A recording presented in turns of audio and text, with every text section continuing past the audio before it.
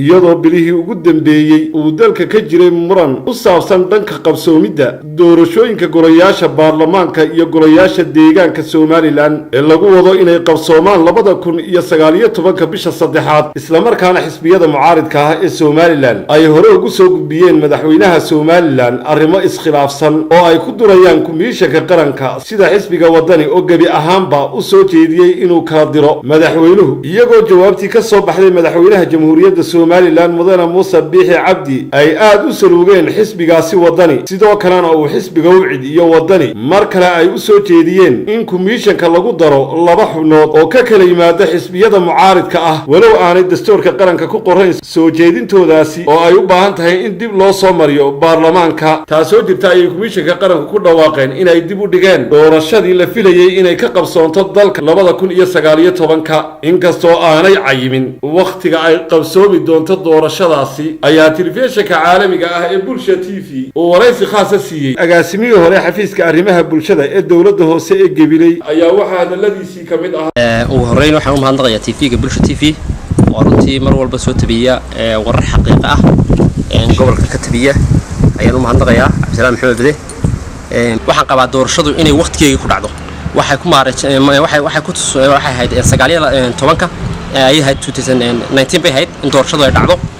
March waxa weeyaan waqtigeedii in la qabto doorashada saddex hab oo bay dib ugu dhici kartaa oo wadanka colaad ka jirto waa amni darro maxaan ku raayay oo jirta abaara jira iyo maxaan ku raayay arrimo dabiici oo inagu dhaca runtii waxa weeyaan dhibaatooyin dabiici inagu dhaca runtii saddexda qodob midna ma jiro oo lama oran karo saddexda qodob maanta wadanka uu ka jira wadanka uu degan yahay colaad kama jirto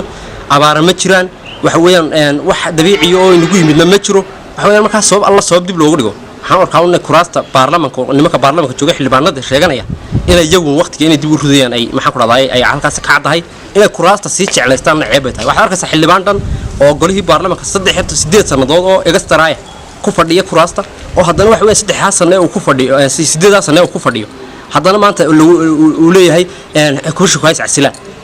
hays casili kushku adu iscas kushku maxay isku casili kushku casili ma shaqadooda way wataan idinka idinka doonay inaad saami qaybsigii kuraastan sameeysan idinka doonay xeerkii lagu qabanay doorashada inaad soo saartaan maadaama idinku aydan waxba gacantii aydan kula jirin kuraastina aad sii jeclaysanaysan inaad fadhidaan idinku 13 sanadood fadhiyay aan waxaan arkaa baarlamaankan u tirnaya dhaleesha ugu badan waxa weeyaan waxaan oran lahaa waris wada casilaydu baarlamaanku hays casilan oran lahaa oo hay dhado waan ku feel garownay shaqadii loo diray waan ku feel garownay inaan xeerkii soo saarno qarankan lagu hogaaminayay doorashada lagu kala saari marka waxaan leeyahay dhaleesha ugu weyn waxa uu xusaareeyay baarlamaanka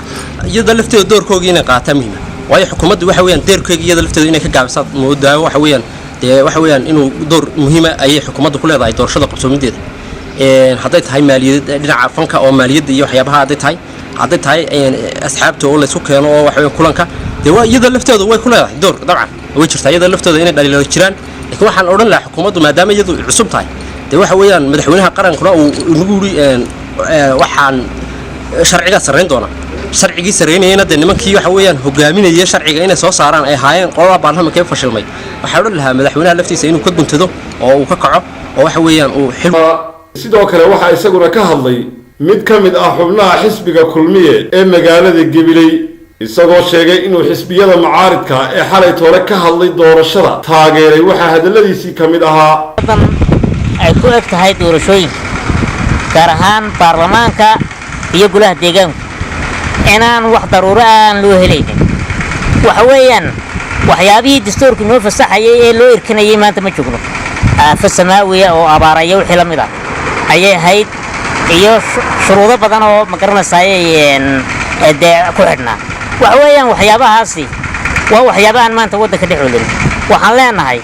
haddii aanu nahay axsaabta Gabiley ka soo jeeday waliba kulmiye waxaan leenahay barnaamijka doorashooyinka waqtigooda ha qabsoomaan aad iyo aad ayaan ugu taageersanahay xalay axsaabta qaranka ee soo jeedisay labada xisbi qaran wadan iyo ucud barnaamijka ay xalay soo jeedeen aad iyo aad baan ugu faraxsanahay sababtoo ah doorashadu inay dib u dhacdo waa xaraan weeyaan waxa weeyaan 12 sanadood ayuu